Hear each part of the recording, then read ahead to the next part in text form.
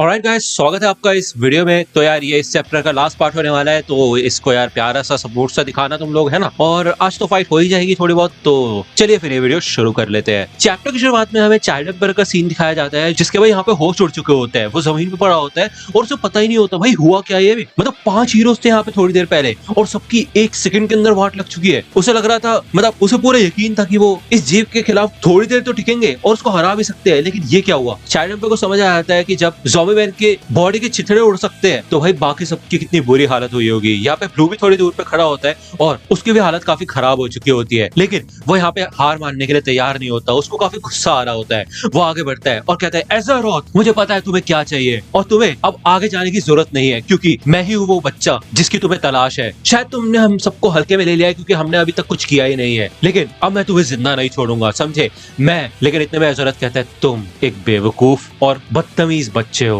और कुछ नहीं। हाँ, मैं तुम्हारे अंदर से काफी ताकत महसूस कर पा रहा हूँ, लेकिन मुझे अच्छे से पता है कि तुम वो बच्चे नहीं हो। उस बच्चे का जन्म सिर्फ अभी थोड़ी देर पहले ही हुआ है। मैं उसको महसूस कर सकता हूँ, इसलिए मुझे पता है कि मेरे को कहाँ जाना है। इसी वजह से तो मैं इस समय आया। यहाँ पे एज़रोथ भाई ब्लू के ऊपर हमला करने के लिए तैयार होता है और भाई बड़ा खतरनाक अटैक करने वाला होता है। लेकिन इतने भी इधर कोई आता है जो कि भाई ब्लू को जल्दी से बचा के कहीं और ले जाता है और उसको जमीन पे लेटा देता है। यहाँ पे साइटामा भाई अपने हैंड फोल्ड करके खड़ा होता है, बहुत सीरियस लग रहा होता है वो। यहाँ पे उसको काफी ज्यादा गुस्सा आ रहा होता है। साइटामा कहता है, देखो बदसूरत, वैसे ही मेरा दिन काफी खराब चल रहा है, ठीक है। मेरे बच्चे ने अभी अभी जन्म दिया और उसकी मॉम की तबीयत कुछ खास ठीक नहीं है, तो तुम मेरा टाइम वेस्ट करना बंद करो। इसलिए अभी मेरे को तुम्हें जान से मारना पड़ेगा। चिंता मत करो, मैं चुटकी में काम खत्म कर दूंगा तुम्हारा। तो यहाँ पे चाइल्ड पर देखता है कि अरे ये तो केप बॉडी मतलब साइटामा है। क्या ये सोच क्या रहा है कि ये भगवान जैसे मॉन्स्टर से अकेला लड़ेगा। यहाँ पे वो अपने जख्मों पे एंटीडोट लगाता है और अपने रोबोट्स को बाहर निकालता है, जो कि भाई ब्लू, ज़ॉम्बी मैन और बाकी न्यू हीरोज को उठा के गाड़ी में रख देते हैं, जिससे कि ये लोग हेडक्वार्टर्स जा सके रिकवर होने के लिए। जाने से पहले चाइल्ड पर साइटामा को देखता है और वो यही सोचता है कि ये सुरक्षित रहे और जीते।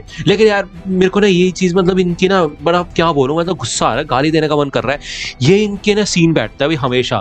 खुद तो हार के बैठ जाते, खुद की वाट लगवा लेते, फिर गायब हो जाते हैं, बेहोश हो जाते हैं, और फिर जब साइटामा आके जब धमाके करता है तब इनको कुछ दिखाई नहीं देता, और अगर जिंदा होते भी हैं तो भी भाई भग जाएंगे यहाँ से कहीं और। क्या हीरो है यार ये। यहाँ पे एज़रोथ साइटामा को देखता है और वो देखता है कि इस बंदे के अंदर कुछ तो बात है। इस बंदे की गहराई में काफी ज्यादा ताकत है। क्या ऐसा हो सकता है कि ये इंसान दुनिया का सबसे ज्यादा ताकतवर इंसान है। तो एज़रोथ कहता है कि हे इंसान, क्यों ना हम एक दूसरे का नाम जान ले। तो यहाँ पे साइटामा थोड़ा कंफ्यूज होता है और वो कहता है कि साइटामा है मेरा नाम।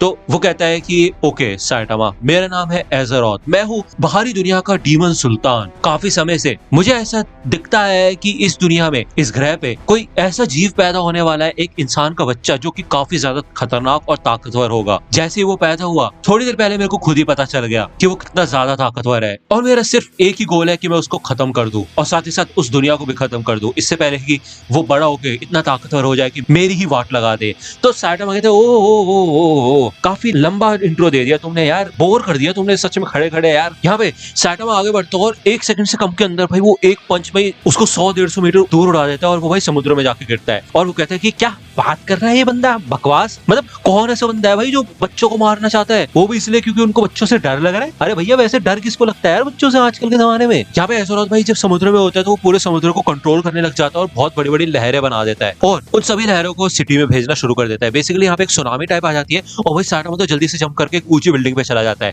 पहली बात, उसको स्विमिंग करनी नहीं आती, मतलब अच्छा खासा स्विम करना नहीं आता उसको, और दूसरी बात, इस नमक के पानी से उसके कपड़े खराब हो जाएंगे। यहाँ पे हर जगह पानी पानी भरने लग जाता है और तभी यहाँ पे भाई साइटामा के ऊपर आके बहुत सारे पंचेस पड़ते हैं। उसके हाथ पे, पैरों पे, पेट पे, शोल्डर पे, हर जगह उसके पंचेस वगैरह पड़ते हैं, ठीक है। और उसको भाई वो मॉन्स्टर नीचे फेंक देता है समुद्र के अंदर। अब भाई एज़रोथ तो परफेक्शनिस्ट है और वो कोई भी काम अधूरा नहीं छोड़ता, तो वो खुद भी पानी के अंदर चला जाता है साइटामा के ऊपर हमला करने के लिए। और वो यही सोचता है कि ये इंसान, ये साइटामा, ये हद से ज्यादा खतरनाक है, इसको जिंदा तो बिल्कुल नहीं छोड़ सकता मैं। भले ही उसने मेरे ऊपर पहले हमला किया और मेरे मुंह से भी खून निकाल दिया है, लेकिन इसकी जान तो मैं ही लूंगा, अभी के अभी इसको मार डालूंगा मैं। यहाँ पे वो अपनी तलवारें बाहर निकाल लेता है और जैसे वो साइटामा के पास पहुंचता है भाई साइटामा उसके पेट पे ये किक देके मारता है, जो कि भाई हद से ज्यादा खतरनाक होती है। और भाई एज़रोथ तो उड़ता हुआ बिल्डिंग के ऊपर से जाता हुआ गिरता है। वो बिल्डिंग की दीवारें तोड़ के बाहर निकलता है और साइटामा उसके सामने खड़ा होता है और साइटामा कहता है, ओह तो तुम अभी भी जिंदा हो, काफी ताकतवर हो तुम। यहाँ पे साइटामा ध्यान से उसकी बॉडी को देखता है कि उसकी बॉडी कितनी अजीब सी है। बेसिकली यार वो अजीब से दिख रहा होता है। वो सोचता है कि यार ऐसे ऐसे मॉन्स्टर से वो कभी ना कभी तो पहले लड़ा है, लेकिन उसके दिमाग में खुद ही इतनी टेंशन चल रही होती है कि वो भूल चुका होता है कि ये क्या है, कहाँ से आया है ये। तो सैटोमा थोड़ा सोचता है और कहता है अरे हाँ मुझे याद आ गया यार, मैंने तुम्हें टीवी पे देखा है, ब्लॉबफिश मॉन्स्टर है कि नहीं, जो कि भाई समुद्र में भी घूमता है। ठीक है, समुद्र में घूमता है तो उसका भेस चेंज हो जाता है, बहुत सारी आंखें आ जाती है उसके शरीर पे, और जब वो बाहर निकलता है तो वो फिर से नॉर्मल हो जाता है। यही जादूगरी है ना तुम्हारी, तो मैं तुम्हारे लिए एक एहसान कर सकता हूँ, तुम्हें वापस घर भेज सकता हूँ। बोलो भेज दूं? यहाँ पे वो मॉन्स्टर चिल्लाता है और वो बहुत सारे मीटियोर से सैटोमा के ऊपर हमला करता है, और सैटोमा एक के बाद एक सबको भाई मुक्का मार मार के सारे मीटियोर्स को तोड़ता है। यहाँ पे भाई वो मॉन्स्टर अपने टेंटिकल से सैटोमा को पकड़ता है और बहुत ऊंचाई पे ले जाता है, वो तो भाई अर्थ से ऊपर ले जाता है उसको, और सैटोमा देखता है ओ हमारा प्लेनेट कितना कमाल का लग रहा है, दूसरी बार देख रहा हूँ मैं ऊपर से, वाओ। तभी और भी बहुत सारे सितारे भाई आके सैटोमा के ऊपर पड़ना शुरू हो जाते हैं, और उससे भी सैटोमा को कोई फर्क नहीं पड़ा होता। यहाँ पे एज़रोथ को गुस्सा आता है और वो सैटोमा के हाथ और पैर दोनों पकड़ के भाई खा जाता है उसको, अब सैटोमा को खा जाता है वो, और दूसरी बार यहाँ पे काफी शांति हो जाती है। लेकिन यहाँ पे एज़रोथ के पेट में गड़बड़ होने लग जाती है और कहता है नहीं नहीं नहीं नहीं नहीं नहीं, ये इम्पॉसिबल है भाई, मैं तो सितारे खा जाता हूँ, मीटियोर्स खा जाता हूँ और प्लैनेट्स भी खा जाता हूँ, यहाँ तक कि ब्लैक होल भी खाया है मैंने, मैं अल्फा और ओमेगा हूँ, ऐसा हो ही नहीं सकता कि ये इंसान मेरी चपेट से बाहर निकल पाए। यहाँ पे भाई सैटोमा उसका पेट फाड़ के बाहर निकलता है और कहता है सीरियस सीरीज सीरियस पंच, और यहाँ पे भाई सिर्फ एक ही मुक्के में भाई वो फिर से उसको स्पेस से एक मीटियोर की तरह जमीन पे लेके आता है और मारता भाई, बहुत तगड़ा इम्पैक्ट देता है जैसे उसने गारो को दिया था। यहाँ पे भाई एज़रोथ तो जमीन पे आके पड़ता है, उसकी ऐसी तैसी हो चुकी होती है, उसका सारा भाई स्किन वगैरह फट चुकी होती है और सिर्फ स्केलेटन बचा होता है, वो भी धीरे धीरे करके ऐश में बदलने लग जाता है। यहाँ पे काफी सारे लोग इकट्ठा हो जाते हैं, हीरो एसोसिएशन, नियो हीरोज के भी कुछ हीरोज होते हैं, यहाँ तक कि कुछ मीडिया के भी लोग होते हैं। सैटोमा यहाँ पे अर्थ पे लैंड करता है, वो मॉन्स्टर की तरफ जाना शुरू करता है, लोग यहाँ पे खुद भाई साइड होने लग जाता है, सैटोमा उस मॉन्स्टर के पास पहुंचता है और उसकी हालत पहले से खराब हो चुकी होती है। एज़रोथ कहता है कि तुम वो इंसानी बच्चे नहीं हो जिस वजह से मैं यहाँ आया था, लेकिन फिर भी तुमने मुझे हरा दिया, वो भी सिर्फ अपनी मामूली ताकत से। भले ही तुमने मेरे को हरा दिया है, लेकिन मेरे हजारों बच्चे हैं जो कि मेरा बदला लेने के लिए जरूर यहाँ पे आएंगे। तुमने अभी कहा था कि तुम्हारा एक बेटा पैदा हुआ है, कितने खुशकिस्मत हो तुम, उसके पास भी तुम्हारे जैसी कमाल की ताकतें होंगी और वो तुम्हारा काम आगे बढ़ाएगा। हम दोनों बिल्कुल एक जैसे हैं, हम दोनों भगवान हैं और हमारे बच्चे हमेशा हमारा काम पूरा करेंगे। तो सैटोमा यहाँ पे सोचता है थोड़ी देर के लिए, और बेसिकली यहाँ पे काफी लोग होते हैं, मीडिया वगैरह होते हैं, सब सैटोमा को देख रहे होते हैं, लेकिन सैटोमा उन सबको इग्नोर करता है और कहता है नहीं ये काफी गलत है बच्चों के ऊपर अपनी जिम्मेदारी थोपना, हम उनको अपने हिसाब से इस्तेमाल नहीं कर सकते, साथ ही साथ हम उनको अपना टू कॉपी नहीं बना सकते। बच्चों की भी अपनी खुद जिंदगी होती है, उनको खुद अपनी जिंदगी का फैसला करना चाहिए कि उनको आगे क्या करना है क्या नहीं, और हमें उनके माता पिता होने के कारण उन्हें सपोर्ट करना चाहिए उनकी जर्नी में। तो एज़रोथ कहता है कि वाह इतने ज्यादा ताकतवर हो, लेकिन तुम्हारा दिल बिल्कुल बेकार है, इतने कमजोर हो तुम दिल से, तुम्हारा मन बिल्कुल इग्नोरेंट है, तुम्हें कोई फर्क नहीं पड़ता किसी से। तो सैटोमा कहता है कि दोबारा से गलत हो तुम ब्लॉबफिश मॉन्स्टर, मेरे ऐसे कहने से ये मत समझो कि मैं कमजोरी का देवता हूँ, मैं बस एक ऐसा बंदा हूँ जो कि मजे के लिए हीरो बना है। यहाँ पे भाई एज़रोथ अपनी आखिरी सांस लेता है और इस दुनिया से गायब हो जाता है भाई, मतलब वो बेसिकली यार वो काले बादलों में मिल जाता है, घुल जाता है, वो धूल बन के उड़ जाता है। ठीक है, यहाँ पे सैटोमा हॉस्पिटल की ओर देखता है और उसको पता होता है कि अभी भी खेल खत्म नहीं हुआ है। हमें यहाँ पे दूसरी ओर फुबुकी का सीन दिखाया जाता है, जो कि भाई जमीन पे नीचे बैठी होती है रूम के बाहर, क्योंकि डॉक्टर ने उसे बोला होता है बाहर रुकने के लिए। बेबी मॉप भी उसी रूम के अंदर होता है और यहाँ पे रात के भाई 2:30 बज चुके होते हैं, उसको काफी नींद आ रही होती है, लेकिन वो अपने आप को भाई जगा के रखती है, वो बहुत थक चुकी होती है, उसको ठंड लग रही होती है, वो यही सोचती है लेकिन कि यार उसकी सिस्टर बच जानी चाहिए, बस उसको बचना ही होगा। वो यहाँ पे देखती है कि साइड में जेनोस आ जाता है और वो उसे देख के स्माइल करती है और कहती है हेलो। जेनोस कहता है कि तुम जमीन पे ऐसे क्यों बैठी हुई हो? तो फुबुकी कहती है कि मैं इंतजार कर रही हूँ। किस चीज का? मेरी सिस्टर और बेबी का। अच्छा तो कैसे हैं वो लोग? फुबुकी ये कहती है कि डॉक्टर ने कहा कि बेबी मॉप तो एकदम बढ़िया है, एकदम बढ़िया, लेकिन तात्सुमा की वो ठीक नहीं है। तो जेनोस यहाँ पे फुबुकी को देखता है जो कि रो रही होती है और वो कहता है कि लिली सभी लोगों को इवैक्यूएशन सेंटर तक छोड़ने गई है। तो फुबुकी कहती है अच्छी बात है, तुम्हें पता है मुझे लिली पे काफी नाज है। तो जेनोस कहता है कि हाँ ऐसा होना भी चाहिए। तो फुबुकी कहती है बढ़िया है, काफी अच्छी लड़की है वो, मेरे को ऐसा लगता है कि वो मेरी बिल्कुल छोटी बहन की तरह है। यहाँ पे ये बोल के वो और ज्यादा रोने लग जाती है, उसे पता होता है कि भाई आगे क्या होने वाला है, लेकिन वो बस इमेजिन नहीं कर सकती। यहाँ पे जेनोस फुबुकी के साथ बैठ जाता है। जेनोस याद करता है कि कैसे उसके घर में आग लग गई थी और उसने अपने सारे फैमिली मेंबर्स को खो दिया था। अगर फुबुकी तात्सुमाकी को खो देती तो वो भी अकेली हो जाएगी, उसके पास भी कोई नहीं होगा। यहाँ पे जेनोस फुबुकी के कंधे पे हाथ रखता है उसको सपोर्ट करने के लिए, और फुबुकी ये देख के भाई चुप हो जाती है, वो रोना बंद कर देती है और वो जेनोस को देखती है। तो वो जेनोस से पूछते हैं जेनोस तुम्हें क्या लगता है क्या वो ठीक हो जाएगी? तो यहाँ पे जेनोस तो वैसे बोलना चाहता है कि मुझे नहीं पता, वैसे भी उसको यार तात्सुमाकी से ज्यादा कुछ फर्क नहीं पड़ता, लेकिन वो अपोजिट चीज बोलता है, कहता है हाँ चिंता मत करो ठीक हो जाएगी वो। यहाँ पे 20 मिनट और बीत चुके होते हैं, तभी यहाँ पे डॉक्टर कर्ट अंदर से बाहर आता है और वो यही कहता है कि फुबुकी हमने पूरी कोशिश की। तात्सुमाकी अब बिल्कुल ठीक है, लेकिन मैं तुम्हें कोई झूठ वगैरह नहीं बोलने वाला स्वीटहार्ट। हम नहीं बता सकते कि उसके साथ क्या होगा। वो काफी ज्यादा थक चुकी है और अगर बुरे से बुरा होगा तो वो कोमा में चली जाएगी। मतलब तुम्हें पता है ना, उसके अलावा मैं और आगे कहना नहीं चाहता कि और क्या हो सकता है। और बेबी की बात करें तो वो बिल्कुल ठीक है, उसके वाइटल सबसे कमाल के हैं, उसको कोई दिक्कत नहीं है। जैसे ही इन्वायरमेंट सिक्योर होगा तो हम उसको आप घर ले जा सकते हो। वो पूछती है कि क्या मैं अंदर जाके अपनी सिस्टर से मिल सकती हूँ, तो कर्ट कहते हैं कि हाँ हाँ जाओ अंदर जाओ, मैं अपने ऑफिस को चेक करके आ जाता हूँ यार, इतना खतरनाक अर्थक्वेक आया, मैं देखता हूँ वहाँ पे कुछ तो बचाओ। उसको देखने के बाद मैं फिर से तुम्हारी सिस्टर के पास आ जाऊंगा। तो फुबुकी कहती है नहीं प्लीज डॉक्टर, आपने काफी कुछ कर लिया है, मेरे ख्याल से आपको अपनी फैमिली के पास जाने चाहिए, उनको देखना चाहिए कि वो सेफ है या नहीं, और आपको थोड़ा रेस्ट की भी जरूरत है। तो कर्ट कहते हैं कि कोई बात नहीं डियर, वैसे ही मैं सिटी वाई में शिफ्ट हो गया था तो मेरी पूरी फैमिली उधर ही है, चिंता करने वाली कोई बात नहीं है, और जब तक तात्सुमाकी ठीक नहीं हो जाती तब तक मेरा ये जॉब है कि मैं उसको छोड़ के ना जाऊं। तभी यहाँ पे जेनोस का फोन वाइब्रेट करता है और वो कहता है कि मुझे जाना होगा, बैंक और बाकी सबको मेरी जरूरत है, क्या तुम अकेले संभाल लोगी? तो फुबुकी कहती है हाँ हाँ मेरी चिंता मत करो। तो जेनोस यहाँ से जाना शुरू कर देता है, फुबुकी पीछे से उसे रोकती है और कहती है हे जेनोस। तो जेनोस कहते हैं हाँ बोलो। तो फुबुकी कहती है कि मैं बस तुमसे ये कहना चाहती थी कि थैंक यू पहले के लिए, मुझे सच में किसी की जरूरत थी और तुम मेरे साथ थे, तो उसके लिए थैंक्स। तो जेनोस कहते हैं कि हाँ यू आर वेलकम। दूसरी ओर हमें यहाँ पे साइटामा का सीन दिखाया जाता है। वो मॉब और तात्सुमाकी के बारे में नहीं सोचना चाहता होता क्योंकि उसको टेंशन नहीं चाहिए होती, तो वो भाई अपनी लास्ट लड़ाई के बारे में सोचने लग जाता है। क्या नाम था उसका? आइजर अबे भैंस की आंख, जो भी नाम था उसका। साइटामा ये कहता है कि ये मॉन्स्टर बिल्कुल बोरस की तरह था और डीप स्पेस में से आया था, जिसमें काफी कमाल की ताकतें थी, एक पंच से ज्यादा लगे इसको मारने में। इसका मतलब ऐसे और भी कई मॉन्स्टर्स होंगे जो इस पृथ्वी पे नजर रख के बैठे और कभी भी हमला कर सकते हैं। लेकिन ये लड़ाई बोरस की लड़ाई से काफी ज्यादा अलग थी क्योंकि बोरस के समय पे उसको थोड़ी बहुत एक्साइटमेंट हुई थी, लेकिन एज़ोरथ से लड़ते समय उसको ऐसा कुछ एक्साइटमेंट फील नहीं होती, उसको कुछ फील ही नहीं हुआ लड़ाई के दौरान। उसने जो सोचा था कि उससे भी ज्यादा ताकतवर उसको कोई मिले जिससे वो लड़ सके, उसको मिला, लेकिन वो फिर से डिसअपॉइंट हो गया। यहाँ पे जब साइटामा आगे बढ़ रहा होता है तो बहुत सारे न्यूज वाले लोग, जर्नलिस्ट वगैरह उसको घेर लेते हैं और साइटामा कहते हैं हे भीड़ लगाना बंद करो यार, मेरे को कहीं जाना है। तो ये लोग यहाँ पे पूछना शुरू कर देते हैं मिस्टर केपॉल्डी, आपने उस मॉन्स्टर एज़ोरथ को कैसे हराया? केपॉल्डी, आपने एक बच्चे का जिक्र किया, तो क्या वो तात्सुमाकी के बच्चे की बात कर रहे थे आप? हे मिस्टर बॉल्डी, एक सवाल है, आपने हमें अपनी ताकत के बारे में झूठ क्यों बोला? केपॉल्डी, क्या तात्सुमाकी ने अपने बच्चे को पैदा कर दिया? क्या ये बात सच है? तो साइटामा को यहाँ गुस्सा आने वाला होता है, भाई वो तो इनकी वाट लगा देता, लेकिन तभी यहाँ पे एक एसयूवी आती है जिसके अंदर से जेनोस निकलता है। वो कहता है मास्टर, हम जितनी जल्दी हो सके उतनी जल्दी आपके पास आ चुके हैं, हम आपको काफी देर से ढूंढ रहे थे। तो साइटामा कहते हैं हाँ ऐसी बात है क्या, लेकिन हम बाद में बात करेंगे, अभी मेरे को जाना है। तो जेनोस कहते हैं मास्टर, मुझे पता है कि आप हीरो एसोसिएशन मेडिकल सेंटर जा रहे हैं और इसलिए हम आपको हॉस्पिटल ले जाने के लिए आए हैं।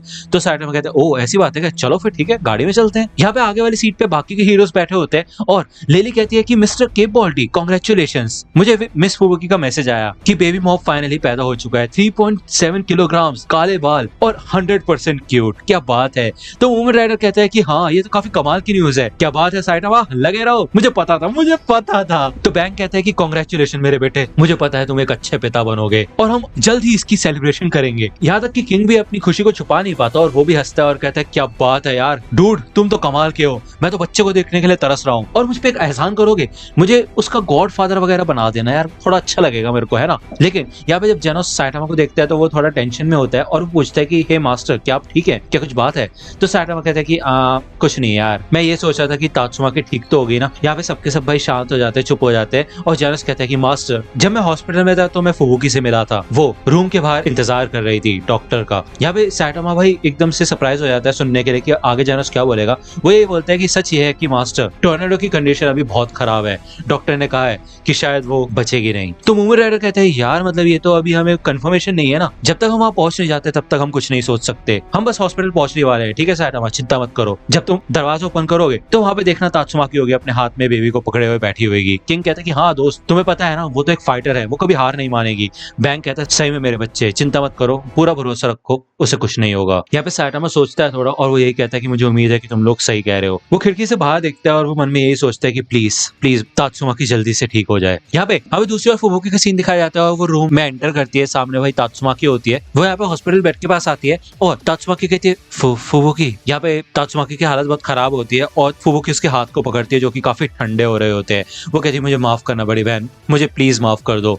यहाँ पे भाई वो काफी उदास हो जाती है और वो कहती है कि मैं अगर समय से पहले आ जाती तो शायद मैं कुछ कर पाती, अगर मैं आ पाती तो मेरी ही गलती है। तात्सुमाकी कहती है फुबुकी चुप हो जाओ यार, तुम्हें पता है ना मेरे को इस शब्द से बहुत नफरत है, अगर मैं आ पाती तो, इतना घटिया लगता है सुनने में, और तुमसे तो मैं बिल्कुल नहीं सुनना चाहती है वर्ड, और ना ही मैं ये चाहती हूँ कि तुम मुझसे माफी मांगो, बस रुक जाओ, तुम्हें माफी मांगने की जरूरत नहीं है, मुझे माफी मांगनी चाहिए, जो भी मैंने तुम्हारे साथ आज तक किया है, मैं हमेशा तुम्हारे ऊपर रौब झाड़ती रहती थी, जबकि मुझे तुम्हारी भी रिस्पेक्ट करनी चाहिए थी कि तुम अपने तरफ से किसी अलग तरीके से ताकतवर बनना चाहती हो। मैं हमेशा तुम्हें अपने जैसा बनाना चाहती थी, लेकिन मुझे ऐसा लगता है कि अब माफी मांगने के लिए काफी देरी हो चुकी है। तो फुबुकी कहती है नहीं सिस्टर, मैंने तुम्हें तुम्हारे माफी मांगने से बहुत पहले ही माफ कर दिया था।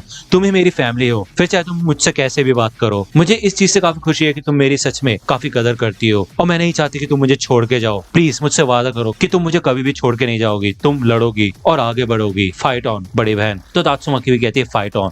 यहाँ पे वो ये सोचती है कि यार ये शब्द उसने कहीं ना कहीं तो किसी ना किसी के मुंह से तो सुने हैं, तभी उसको याद आता है। वो कहती है फुबुकी साइटामा कहाँ है? तो फुबुकी कहती है कि वो मॉन्स्टर से लड़ने गया था, लेकिन अभी तक वो यहाँ पे आया नहीं है। इसका मतलब ये है कि वो मॉन्स्टर सच में काफी ज्यादा खतरनाक है। यहाँ पे तात्सुमाकी अपने बेबी को देखती है और वो कहती है अच्छा उसने अपने बेटे को देख लिया। तो फुबुकी कहती है कि नहीं, जब तुम बेहोश हो गई थी तभी वो यहाँ से चला गया। तो तात्सुमाकी कहती है चला गया? तो फुबुकी कहती है कि हाँ, मतलब मैंने उसको भेजा, उसकी कोई गलती नहीं है, तो उस पर गुस्सा मत करना। वो यहाँ पे रहना चाहता था तुम्हारे साथ, तुम्हारे पास। साथ ही साथ उसने ये कहा कि तुम सच में उसके लिए काफी मायने रखती हो, और वो उन लोगों को पीछे नहीं छोड़ सकता जो कि उसे खुशी देते हैं। अगर वो लड़ने नहीं जाता तो वो तुम्हें और बेबी मॉक को बचाता कैसे, है कि नहीं? तो इसलिए मैं उसको यहाँ पे रह के खाली नहीं बैठने दे सकती थी। मतलब चलो भी यार, वो पूरी दुनिया का सबसे ताकतवर हीरो है, वो ऐसे बैठ नहीं सकता, है कि नहीं? तो तात्सुमाकी कहती क्या बोला तुमने? उसने क्या बोला मेरे बारे में?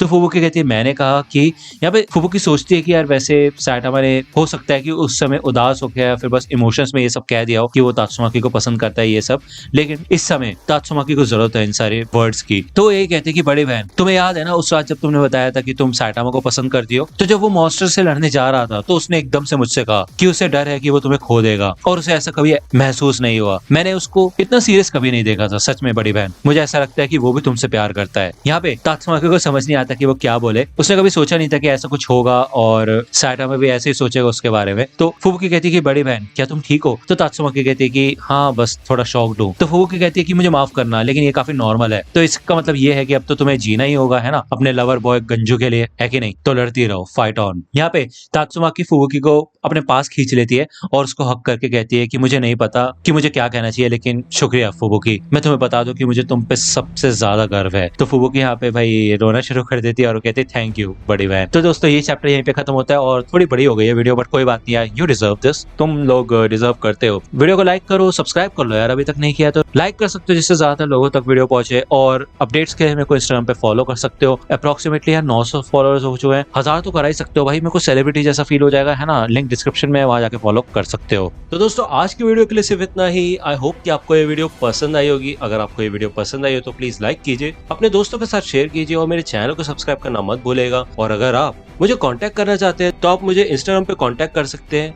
मेरे पेज की लिंक आपको डिस्क्रिप्शन में मिल जाएगी। मिलता हूं आपसे अगले वीडियो में, तब तक के लिए गुड बाय।